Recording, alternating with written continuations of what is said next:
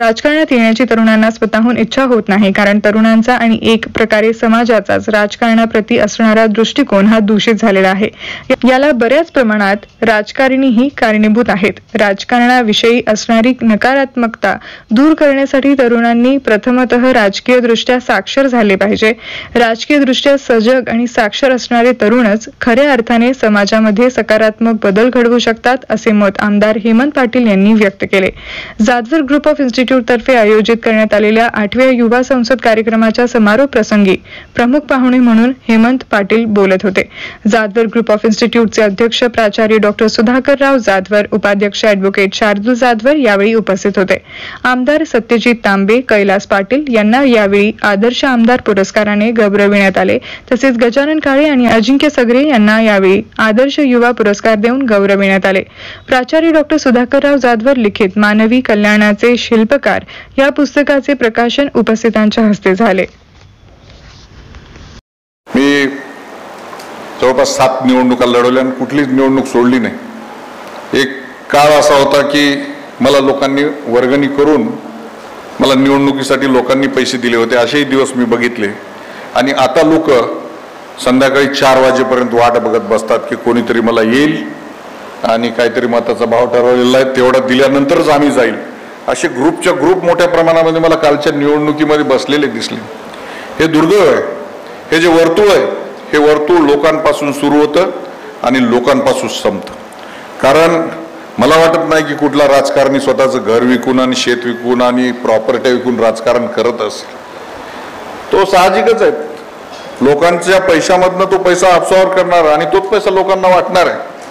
त्याच्यामुळं मतदार हा सुद्धा चारित्र्य संपन्न असला पाहिजे, तेव्हाच खऱ्या अर्थानं लोकप्रतिनिधी सुद्धा चारित्र्य संपन्न होतील असं मला वाटतं. मुलींना जर राजकारणात आणायचं असेल तर सगळ्यात महत्त्वाची गोष्ट जर काय असेल तर त्यांच्यासाठी सुरक्षित असं वातावरण तयार करणं हे सगळ्यात महत्त्वाचं असतं. की कोणाच्या नेतृत्वाखाली तुम्ही काम करताय, कोणाच्या अध्यक्षतेखाली काम करताय, तुमच्या घरच्यांना, तुमच्या आईवडिलांना, तुमच्या पालकांना चिंता वाटली नाही पाहिजे असं वातावरण निर्माण करणं हे माझ्यासाठी सगळ्यात मोठं चॅलेंज होतं. आणि ते मी केलं. आणि म्हणूनच माझ्याबरोबर मुली ज्या आहेत त्या अर्ध्या रात्रीसुद्धा आंदोलनांमध्ये भाग घेत होत्या आणि अर्ध्या रात्रीसुद्धा त्या माझ्याबरोबर काम करत होत्या. त्यांच्या पालकांना निश्चित खात्री होती की सत्यजित बरोबर आमची मुलगी जेव्हा जाते तेव्हा ती सुरक्षित आहे, तिच्या सुरक्षतेची काळजी मी घेणार आहे. मी आज कोणत्याही कॉलेजमध्ये गेलो हेमंत दादा किंवा शाळेमध्ये गेलो, 10वी आणि 12वीला पहिल्या आलेले मागच्या 5 वर्षातले नावं काढा. 5 पैकी 4 मुली आहेत आणि एखादाच मुलगा कुठंतरी पहिला कसा बसा. ही वस्तुस्थिती आहे. तुमच्या कॉलेजला बघा, कुठेही बघा. मग मी अभ्यास केला की हे मुलं जातात कुठं. मुली जर एवढ्या पुढे चालल्यात तर आमचे मुलं जातात कुठं. तर आमच्या मुलांना गणपती करायचा आहे, आमच्या मुलांना नवरात्र करायची आहे, आमच्या मुलांना गावातले सगळे जे प्रश्न आहेत ते सोडवायचे आहेत. आणि म्हणून त्या नादामध्ये मुलं जे आहेत ते अकॅडमिक्समध्ये देखील मोठ्या प्रमाणावर मागं चालताना दिसत आहेत. आणि मुली मात्र पुढं चालल्यात. एका बाजूला मेरिटमध्ये पण मुली आणि दुसऱ्या बाजूला 50% आरक्षण असं म्हणलं तर पुरुषांच्या आरक्षणाची मागणी केल्याशिवाय आता गत्यंतर राहणार नाही. ही वस्तुस्थिती आहे. आपल्याकडे मन आहे, एक खोटं जर 100 वेळा बोललं तर खरं वाटायला लागतं. असंही राजकारणाच्या बाबतीत झालेलं आहे. राजकारणी वाईट, राजकारणी वाईट, राजकारणी वाईट असं आपण लहानपणापासून मलाही सगळ्यांनाच ऐकलं असतं. हे 100 वेळा बोललं की आपली तशीच भावना होऊन जाते की राजकारणी वाईट असतात, भ्रष्ट असतात. असं काही नसतं. मग हे राजकारण जर सुधारायचं असेल, काही लोक असतात, काही लोकांमुळे सगळेच राजकारणी असं नसतात किंवा राजकारणही तसं नसतं.